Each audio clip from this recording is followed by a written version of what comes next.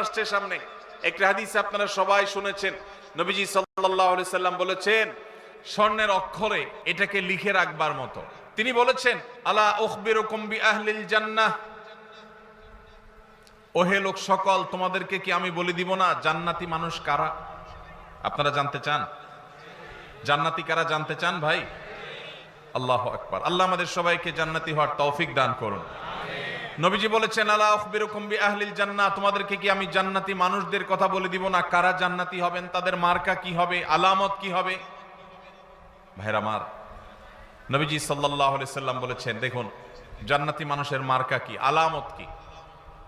জান্নাতি মানুষের মার্কা বা আলামত তার লেবাস বা পোশাকে যতটা প্রকাশিত হয় তার চেয়ে বেশি তার আচরণে প্রকাশিত হয়। নবীজি বলেছেন, কুল্লু দাঈফিন মুতাদাঈফ, প্রত্যেক ওই ব্যক্তি যে বিনয়ী হয়ে থাকে, নিরীহ টাইপের মানুষ, কেউ ধাক্কা দিলেও পারতপক্ষে পাল্টা ধাক্কা দিতে চায় না, এড়ায় চলে আসে।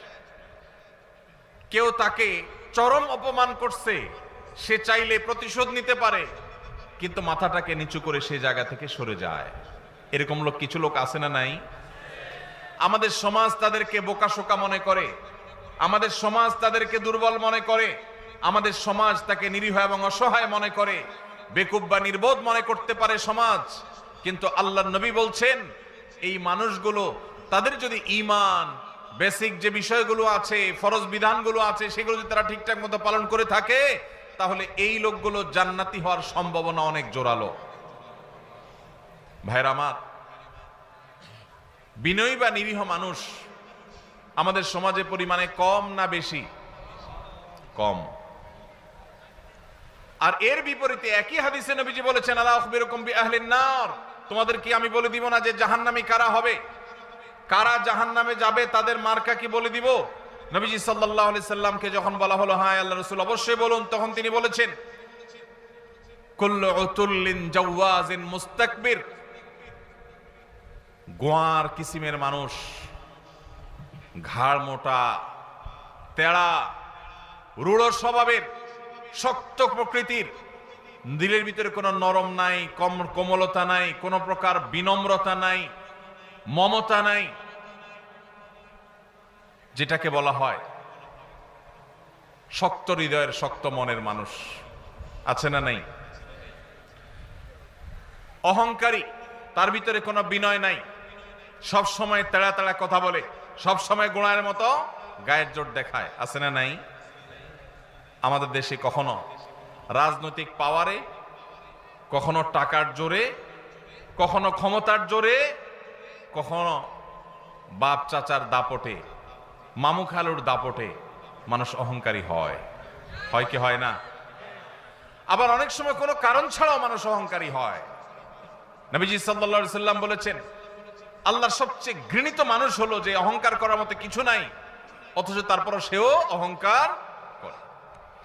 আমরা এমন একটা সমাজে বসবাস করছি, একজন প্রাপ্তবয়স্ক মানুষ তো অনেক পরের কথা, ছোট ছোট বাচ্চা কাচ্চাকেও দেখবেন আচরণের মধ্যে এমন পরিমাণ যুদ্ধ যুদ্ধ ভাব, এমন পরিমাণ মার মার কাট কাট ভাব, এমন পরিমাণ অহংকার ভাব, এমন পরিমাণ আপনার সব ভেঙে চুরে শেষ করে ফেলবে এমন ভাব।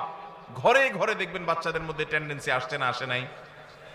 আমরা আমাদের শৈশবে দেখেছি ছোট ছোট পিচ্চি পোলাপান একেবারে চুপচাপ থাকে, আর এখন দেখবেন যে 2, 3, 4 বছর পোলাপান পর্যন্ত দেখবেন যে চুন থেকে নুন খসলেই ভাঙচুর শুরু, রিয়াকশন ছাড়াও মানুষ অহংকারী হয়।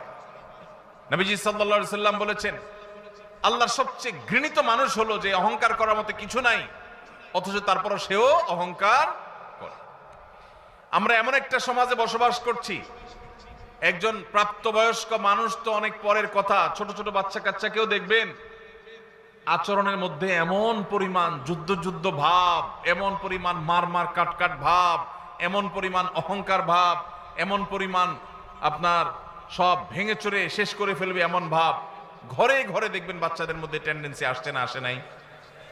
আমরা আমাদের শৈশবে দেখেছি ছোট ছোট পিচ্চি পোলাপান একেবারে চুপচাপ থাকে, আর এখন দেখবেন যে 2, 3, 4 বছর পোলাপান পর্যন্ত দেখবেন যে চুন থেকে নুন খসলেই ভাঙচুর শুরু, রিয়্যাক্ট শুরু, ঠিক না বেঠিক?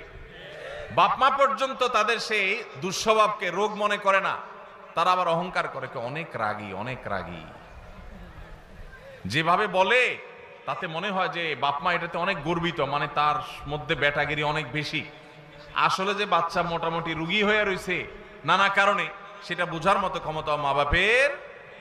ভাইরা আমার, নবী করিম সাল্লাল্লাহু আলাইহি সাল্লামের একটি হাদিস আপনাদেরকে শোনাতে চাই, আবু দাউদে বর্ণিত হয়েছে। নবীজি সাল্লাল্লাহু আলাইহি সাল্লামের সম্পর্কে বলেছেন, আনা যাইমুন বিবাইতিন ফি রাবাদিল জান্নাতি লিমান তারাকাল মিরা ওয়া ইন কানা মুহিক্কা। যে ব্যক্তি কোথাও ঝগড়া এড়ায় চলবে। কি এড়ায় চলবে ভাই? ঝগড়া। আপনি বাজারে গেছেন, রিক্সা দিয়ে যাচ্ছেন, কারোর সাথে এমন কোন উপলক্ষ তৈরি হলো, একজন রাস্তার মাঝখানে দাঁড়ায় আছে, আপনার রিক্সার যতই বেল বাজানো হচ্ছে উনি সরেন না। এরপরে যখন ওনাকে একটু ভালোভাবে বলতে গেছেন, উনি গায়ের দিকে তাড়ায় আসছে। আপনি এখন চাইলে তার 5টা কথা শুনাইতে পারেন যে ভাই রাস্তাটা কি আপনার বাপের, অনেক কথাই বলতে পারেন, কিন্তু আপনি দেখছেন যে কথা বলতে গেলে কথা বাড়বে, এবং কথা বাড়লে আমার আখলাক নষ্ট হবে, জবান নষ্ট হবে, মুখ নষ্ট হবে, আমল নষ্ট হবে। এই জন্য আমি নিজে সত্যের উপর আছি, সে অন্যায় করতেছে এটা জানার পরও আমি তার সাথে ঝগড়া না করে মুখটা আরেক দিকে ফিরে আসতে বের হয়ে চলে আসলাম। নবীজি বলেছেন, এই কাজটা যারা নিয়মিত করতে পারবে, যারা এই কাজটা করবে, এই গুণ যারা অর্জন করবে, তিনি বলেছেন জান্নাতের এক পাশে তার জন্য একটা প্রাসাদের দায়িত্ব আমি নিলাম। আল্লাহু আকবার। আল্লাহ তাআলা আমাদের সবাইকে ঝগড়া বিবাদ এড়াবার তৌফিক দান করুন। অনেক আমলের কথাই তো শুনছেন ভাই, সুবহানাল্লাহ, আলহামদুলিল্লাহ, তাসবিহ, তাহলিল, জিকির, আজকার, অনেক আমলের কথা আমরা শুনছি। আজকে ভাই নতুন একটা আমলের কথা শুনলাম। এটাও যে আমল সেটা আমাদের অনেক ভাই ব্রাদাররা জানেন না। সে আমলটা হলো ঝগড়া করার সুযোগ আছে, স্কোপ আছে, গায়ের জোর আছে, সাথে লোক আছে, চাইলে কথা বাড়ানো যায়, এবং যার সাথে ঝগড়া তৈরি হয়েছে তিনি একটা ফালতু বিষয় নিয়ে আপনার সাথে ঝগড়া লিপ্ত হয়েছেন, তিনি একেবারে অন্যায়ের উপর আছেন, ভুলের উপরে প্রতিষ্ঠিত আছেন, আপনি পরিষ্কারভাবে দেখছেন তিনি রং, এরপরও তাকে রং জেনেও আপনি সত্য জানার পরেও শুধু ঝগড়াটাকে মিনিমাইজ করতে গিয়ে যে আমি কথা বাড়াতে চাই না, এই জন্য আমি হেরে গেলাম, কথা বাড়াইলাম না, এই কাজটা যদি করতে পারেন তাহলে নবীজি জান্নাতের চৌহদ্দির ভেতর একটা প্রাসাদ আল্লাহর কাছ থেকে আপনাকে পাইয়ে দেওয়ার দায়িত্ব নিয়েছেন। আল্লাহ আমাদের সবাইকে জান্নাতি হওয়ার তৌফিক দান করুন। ভাইরা আমার, এই আমলটা প্র্যাকটিস করবেন তো আজ থেকে ইনশাআল্লাহ। দিনে যদি একবার এই আমলের প্র্যাকটিস করতে পারেন, কয়বার? একবার। এভাবে যদি প্রতিদিন আপনি চেষ্টা করেন যে আমার সহপাঠীর সাথে, স্কুল কলেজে মাদ্রাসায়, আমার কোনো সহকর্মীর সাথে কর্মস্থলে, কিংবা পরিচিত অপরিচিত যে কোনো মানুষের সাথে কোনো পাবলিক প্লেসে, এমনকি নিজের বাসা বাড়িতে নিজের ঘরের লোকজনের সাথে কথা বাড়াইলেই বাড়ানো যায়।